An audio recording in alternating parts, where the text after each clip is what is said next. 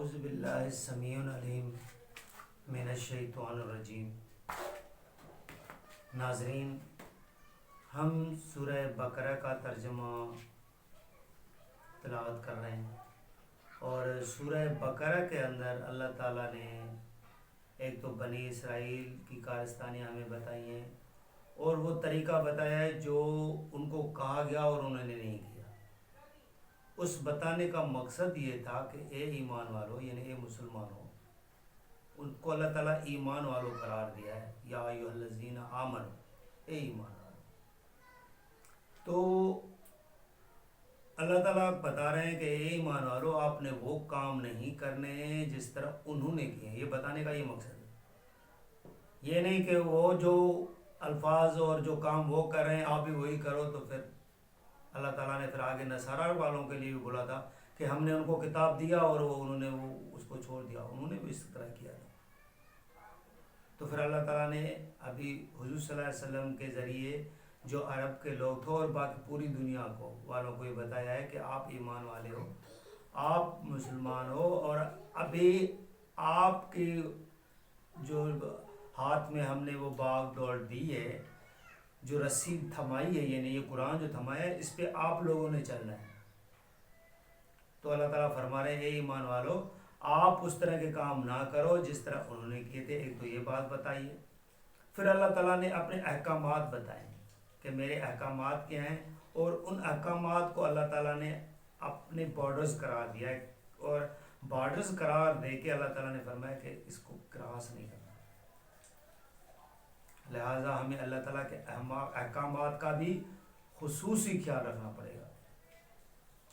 ابھی ہم جس آیت پہ ہیں وہ آیت 242 ہے، اور ہم 143 پہ شروع کر رہے ہیں۔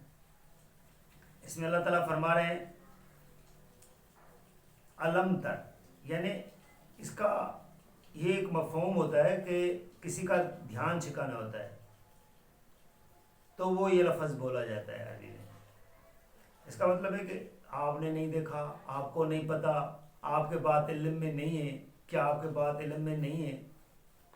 تو اللہ تعالیٰ فرما رہے ہیں کیا آپ کو نہیں پتا ان لوگوں کو جو نکلے تھے اپنے گھروں سے اور تھے ہزاروں کے تعداد میں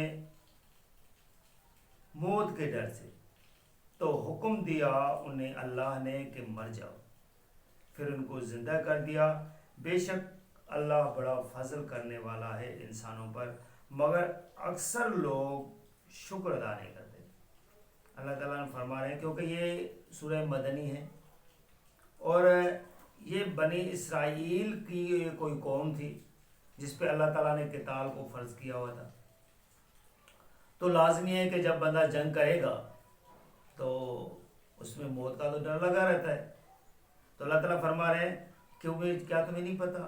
کیونکہ یہ ان کی باتیں جو ہے نا وہ انہیں کی زبانی چل بھی رہی ہوتی تھی، ان کو وہ اسی طرح کوئی اور رنگ سے پیش کر رہے ہوتے تھے، لیکن ان پر اللہ تعالیٰ نے بہت انعامات کیے تھے جس کی وجہ سے ان کا تھوڑا سر بھی گھوم گیا تھا، جس طرح آج کل کے مسلمانوں کے کچھ گروہوں کا سر گھوما ہوا ہے، تو یہ ان کا سر بھی گھوما ہوا تھا۔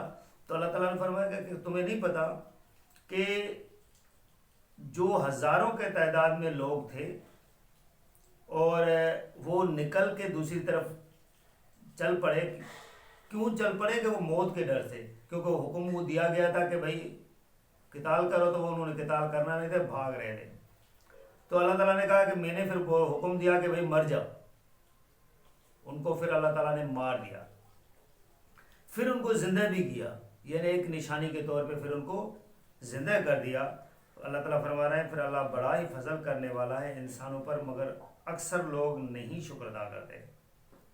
پھر اسی کے ساتھ ہی آتا ہے یہ کہ یہ قتال کی وجہ سے وہ بھاگے تھے، پھر ساتھ ہی اللہ تعالیٰ فرما رہے ہیں اور اے مسلمانوں جنگ کرو اللہ کی راہ میں۔ دیکھیں پھر وہی بات آ گئی کہ وہ اس طرح بھاگ رہے تھے، آپ مت بھاگنا، یہ سمجھانا ہوتا ہے۔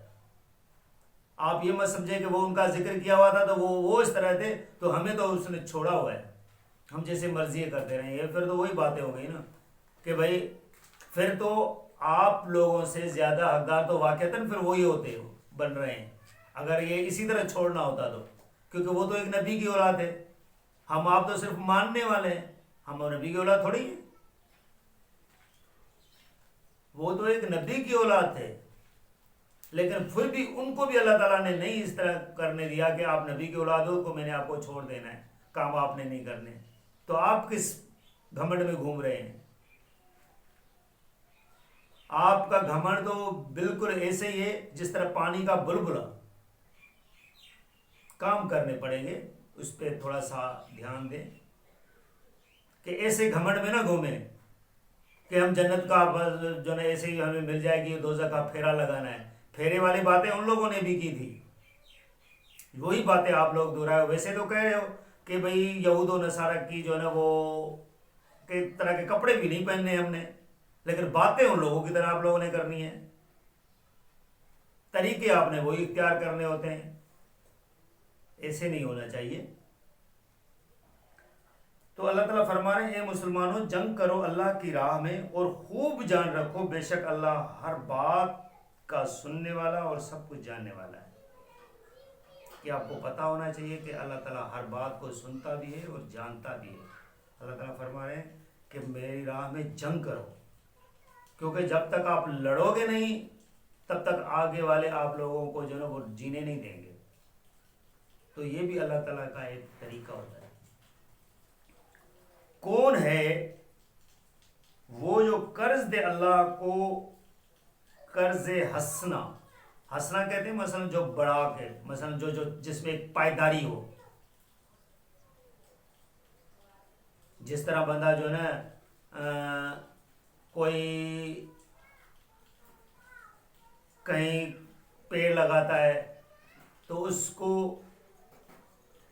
صدقہ جاریہ سمجھ رہا ہوتا ہے، یعنی صدقہ حسنہ سمجھ رہا ہوتا ہے، وہ جو نا نیک قرض، تاکہ بڑھا چڑھا کر اللہ اسے واپس کرے، اور اللہ اسے کئی گنا بڑھاتا ہے، اور اللہ ہی دستی لاتا ہے، اور اللہ ہی خوشحالی بھی، اور اسی طرح اور اسی کی طرف تمہیں لوٹ کر جانا ہے۔ اللہ تعالیٰ فرما رہے ہیں کہ میں ہی ہوں جس کو آپ قرض دے رہے ہو، یعنی دیکھیں جو آپ خیرات کر رہے ہو، اللہ تعالیٰ فرمائے وہ میرے نام پہ ہوگی، کیونکہ میرے نام پہ ہی آپ اللہ تعالیٰ کا جو قرض ہے وہ یہی ہے، خیر و خیرات، صدقات، اور انہی کو اللہ تعالیٰ بڑھاتا ہے جتنا چاہتا ہے، پھر کئی گنا۔ اور اللہ تعالیٰ فرمائے میں ہی ہوں جو تنگ دستی لاتا ہوں، اور میں ہی ہوں جو خوشحالی لاتا ہوں، اور اسی کی طرف آپ کو لوٹنا ہے، یعنی اللہ ہی کی طرف آپ کو لوٹ کر جانا ہے۔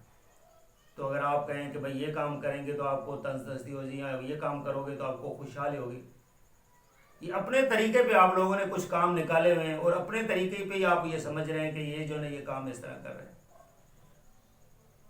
یہ سارے کام اللہ کرتا ہے، کسی کے بس کی بات نہیں ہے، چاہے وہ پیر ہو، پیغمبر ہو، آپ کی نظر کا اولیاء ہو، اسی کے بس کی بات نہیں ہے کہ وہ آپ کو تندرستی یا خوشحالی دے دے۔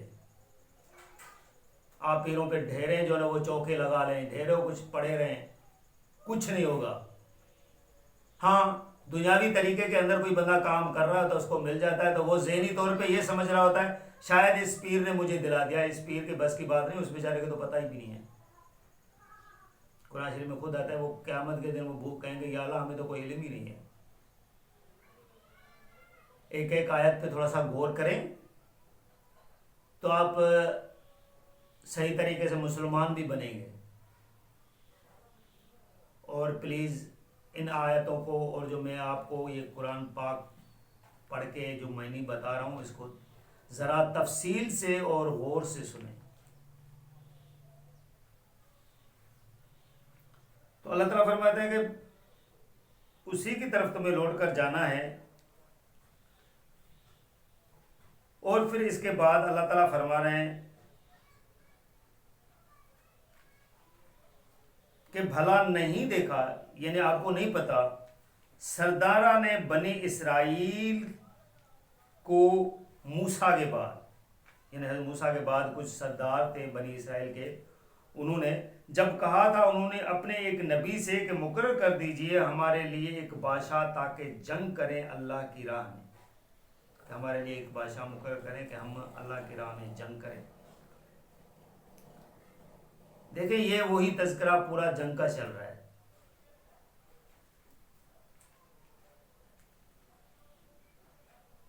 تو نبی نے کہا کہیں ایسا نہیں ہوگا کہ اگر حکم دیا جائے تم کو جنگ کا تو تم نہ لڑو.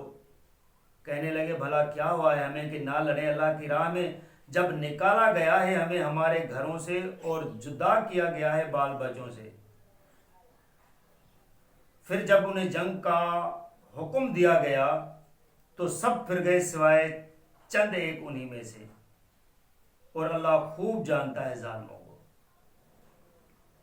تو ناظرین یہ دیکھیں وہی جنگ کا پھر تذکرہ آ رہا ہے کہ جب جنگ کا حکم دیا جاتا ہے نا، حالانکہ انہوں نے خود کہا تھا کہ ہمیں جنگ کا بتائیں، ہم میں سے کسی کو بادشاہ مقرر کرے.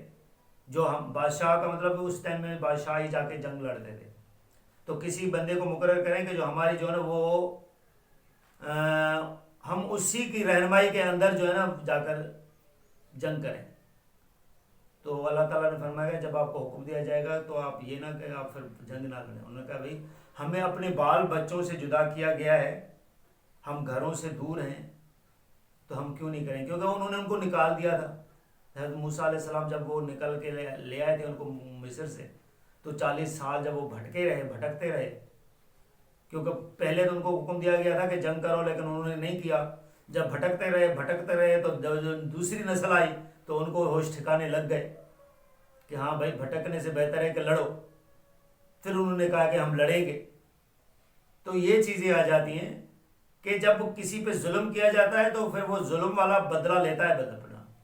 آپ بھی اللہ تعالیٰ کی آیتوں کو پکڑیں، قرآن کو پکڑیں تو آپ کو بھی وہی شان و شوکت مل سکتی ہے. لیکن پرانی شان و شوکت کو یاد رکھنا ہے، پیروں فقیروں کو بس اس پہ پڑے رہنا ہے، آبا و اجداد کے طریقے کو آپ لوگوں نے چھوڑنا نہیں ہے، قرآن کو ثواب کی خاطر پڑھتے رہنا ہے. تو پھر وہی حالت ہوگی، پھر عیدوں کی نمازوں پر اور باقی جگہ پہ جمعے کے خطبوں میں پھر صرف دعائیں مانگتے رہنا ہے اور کچھ نہیں کرنا آپ لوگوں نے. تو لہٰذا قرآن کو اچھی طرح سمجھیں اور اس کو پکڑیں. جزاک اللہ.